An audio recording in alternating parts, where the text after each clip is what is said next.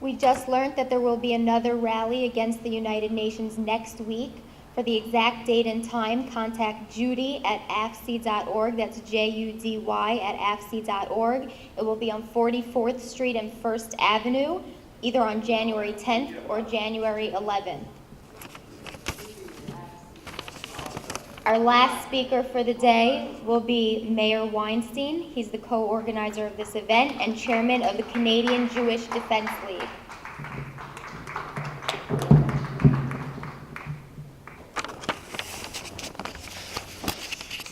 Can everybody hear me?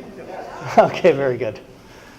It's good to see everyone here today. I felt it very important to come from Toronto to attend this event and help out.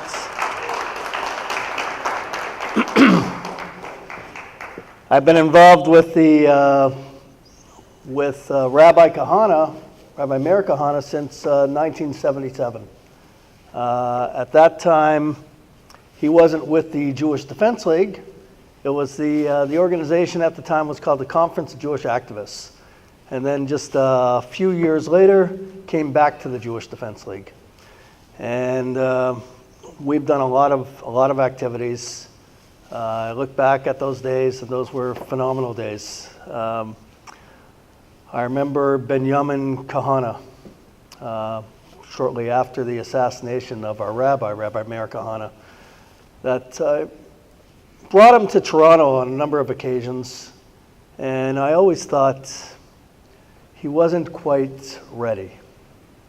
But then, the last speech he gave in Toronto, which was actually approximately 2 weeks before he was murdered. I remember vividly looking at him and saying to myself, wow, I think now he finally has that ability in him. Now he's finally reached a certain level to speak the truth with a certain confidence that's going to resonate. And then the next day he was on a plane to New York. He spoke at a dinner. I wasn't in New York. And just shortly after that, he went back to Israel. December 31st, I was on the internet. I was just looking at Israel news. Next thing I know, I see an announcement. He's been murdered, together with his wife, in front of his kids, in his vehicle. And just as Jonathan said, the facts are that the roads were dangerous. There was alerts out, so he stayed in Jerusalem overnight, didn't want to go at night, back to his home, stayed overnight, waited till the morning to drive to take his kids to school. And it was that morning that he was assassinated. I blamed at that time the Israeli government, and I believe the prime minister at that time was Ehud Barak, who was the prime minister. I blamed him, and I still do. It's unfortunate that we have leaders that capitulate to Arab terrorists, that capitulate to demands. We have right now a resolution that came to the UN. It's received support from every single left-wing Jewish organization. Peace Now is gloating about it. The New Israel Fund, they're gloating about it. J Street, in Canada, we have J Space Canada, the exact same thing. B'Tselem, they're saying this is the greatest achievement. In fact, it was B'Tselem and Peace Now that testified a few months ago before the UN against Israel. And they're boasting right now that they're claiming a credit for setting in motion this particular UN resolution. We should never forget who our enemies are from within. They work day and night to delegitimize Israel, to delegitimize our claims to Israel. And they have to be exposed, and they have to be confronted. John Kerry gave a speech. John Kerry gave a speech stating that we have to be either Democrats, Democratic, or Jewish. Does John Kerry even know what democratic means? And does he even know what Jewish means? John Kerry's daughter got married to an Iranian national. The best man at the wedding was the son of the Iranian foreign minister who negotiated the Iranian nuclear deal. When John Kerry poses the question to Jews and puts them on the spot and says to them, you have to choose between being either Democratic or Jewish, we should look at him and say, is this from the playbook of Iran? If Israel gives up land, then what that would create would be Iranian arms in the territories that would take over. There's absolutely no question about it. Their proxies are there. They give the arms to Hamas. They give arms to Hezbollah.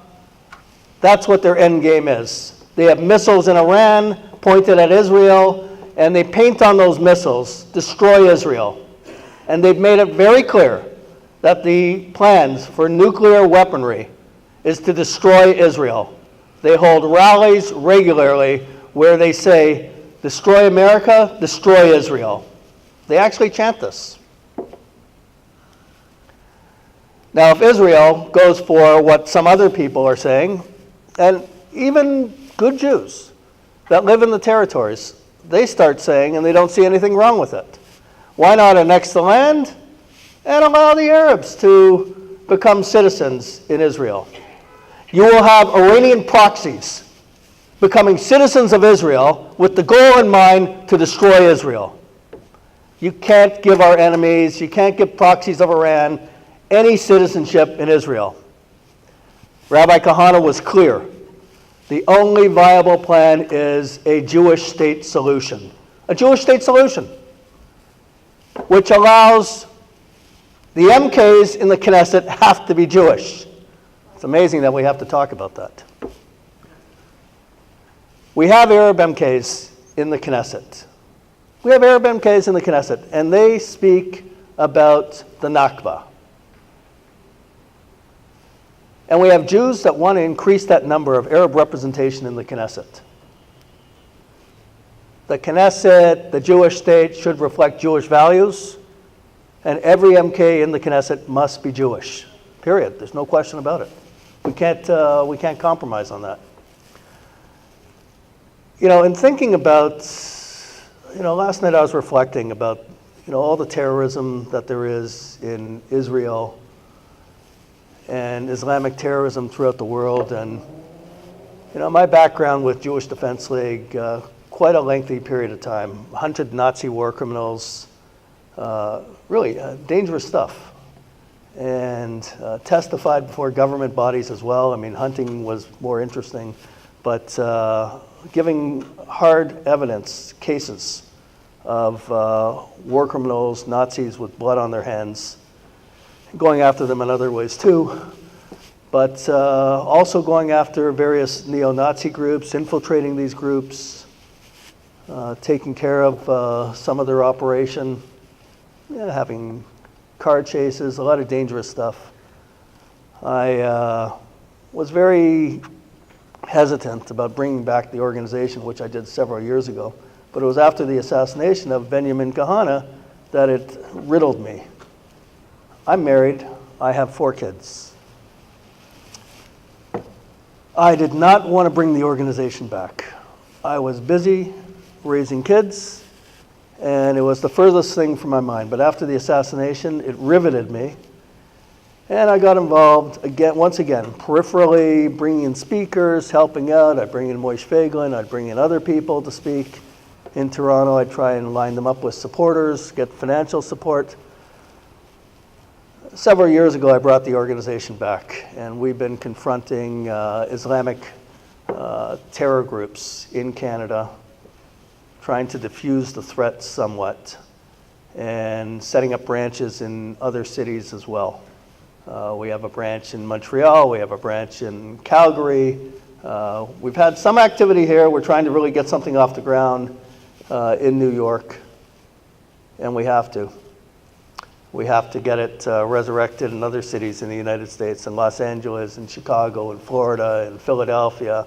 I get emails from all over the place. We have to get this going.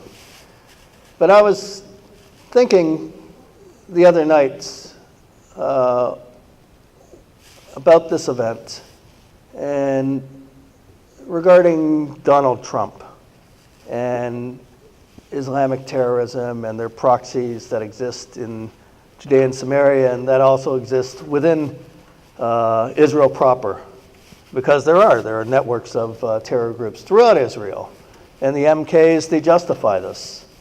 I thought about Donald Trump when he spoke about the so-called Syrian refugees that have come to European countries, and there's been an increase in terrorism, and there's many coming to this country, and there's many coming to Canada.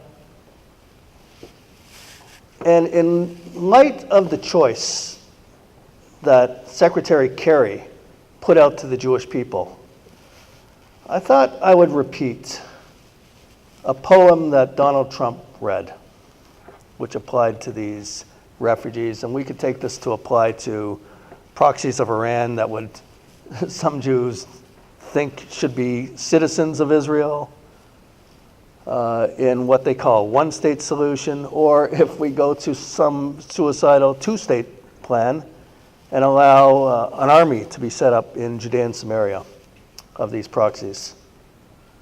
The misplaced compassion that we have for our enemies.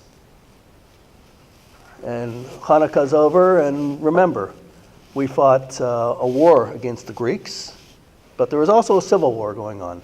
There was a civil war. So this is the poem that Donald Trump read, and it went all over the place, and people, liberals and liberal Jews went nuts about it. The snake lyrics. On her way to work one morning, down the path alongside the lake, a tender-hearted woman saw a poor, half-frozen snake. His pretty colored skin had been all frosted with dew. "Oh, well," she cried, "I'll take you in. I'll take care of you. Take me in, O tender woman. Take me in, for heaven's sake. Take me in, O tender woman," sighed the snake. She wrapped him up, all cozy, in a curvature of silk, and then laid him by the fireside with some honey and some milk. Now she hurried home from work that night. As soon as she arrived, she found that pretty snake she'd taken in had been revived. "Take me in, O tender woman. Take me in, for heaven's sake. Take me in, O tender woman," sighed the snake. Now she clutched him to her bosom. "You're so beautiful," she cried. "But if I hadn't brought you in by now, you might have died." Now she stroked his pretty skin and then kissed and held him tight.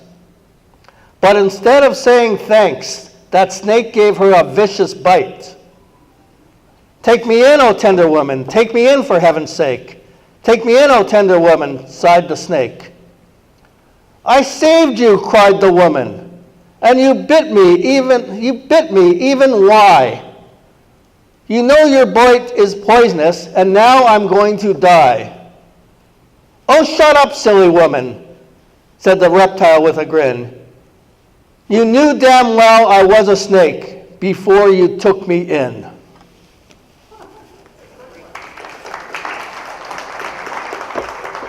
We have serious problems. We have serious problems. We have an anti-defamation league that endorses Keith Ellison. We have J Street and Peace Now and B'Tselem and the whole laundry list of organizations calling on Israel to capitulate and bring in a snake to the land of Israel.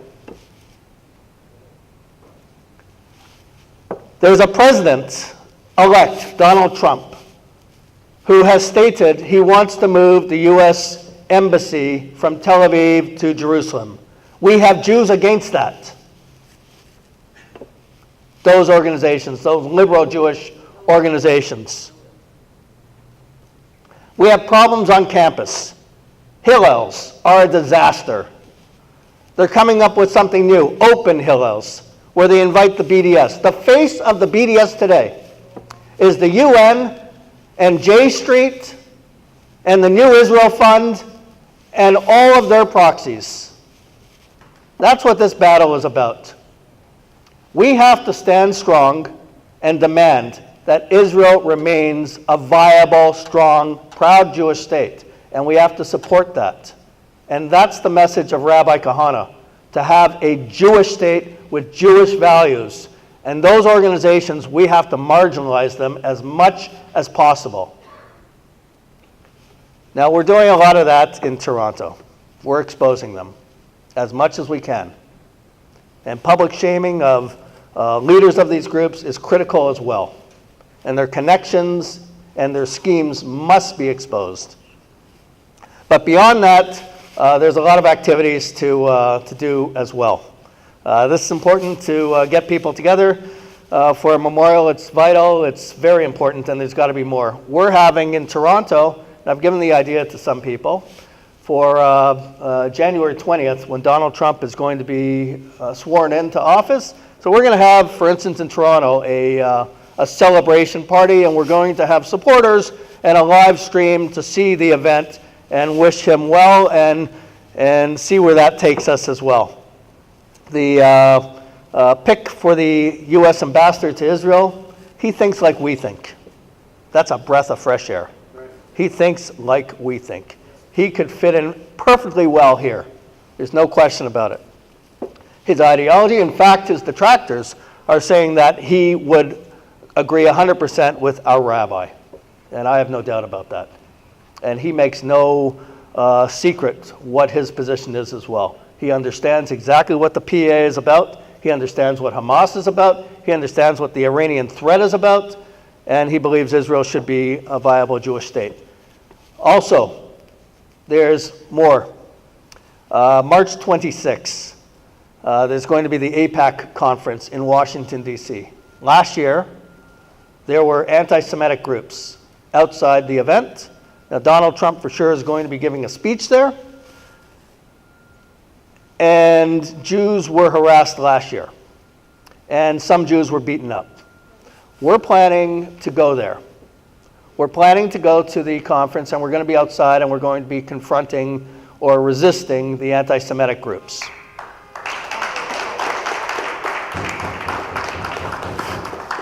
We're going to fly people from Toronto, or some other cities too, to stay overnight in Washington, D.C. on Sunday, March 26th. We want to arrange buses from New York and from Philadelphia to go to Washington as well and join us. And we'll take care of the cost. We need your bodies there. We need you there. So I want you to be in touch with us, be in touch with Gennady, be in touch with Jonathan Stern. Also, get onto Facebook. You could become a Facebook friend of mine as well. Is there a signing sheet outside? Okay, so there's a signing sheet outside. And your email. Email, okay. JDL-Canada.com. That's the website. Or JDL@JDL-Canada.com. So please, I implore you, get the face. Well, you could look up my profile, Meir Weinstein. Go on, friend me. Excuse me? Okay, go on. Every day there's information being given on Facebook.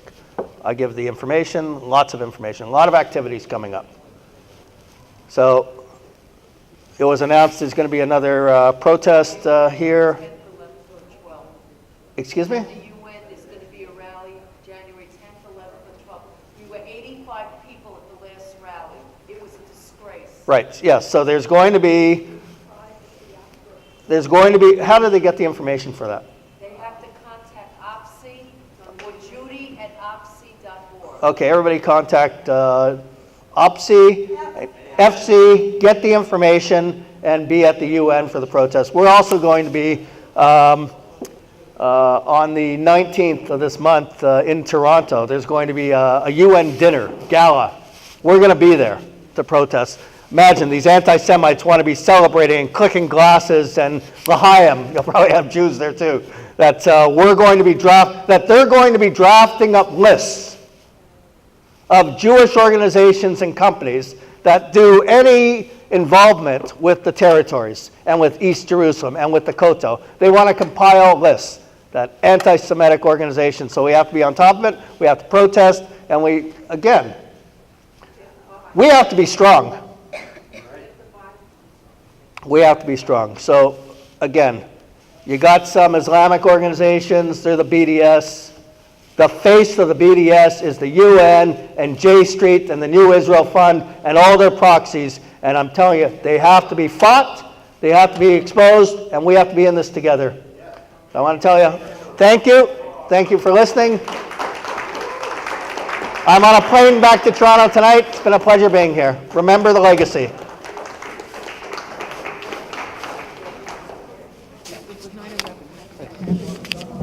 Thank you so much to everyone who came out today, especially in the rainy weather, to be with us and to commemorate and to be here. Thank you.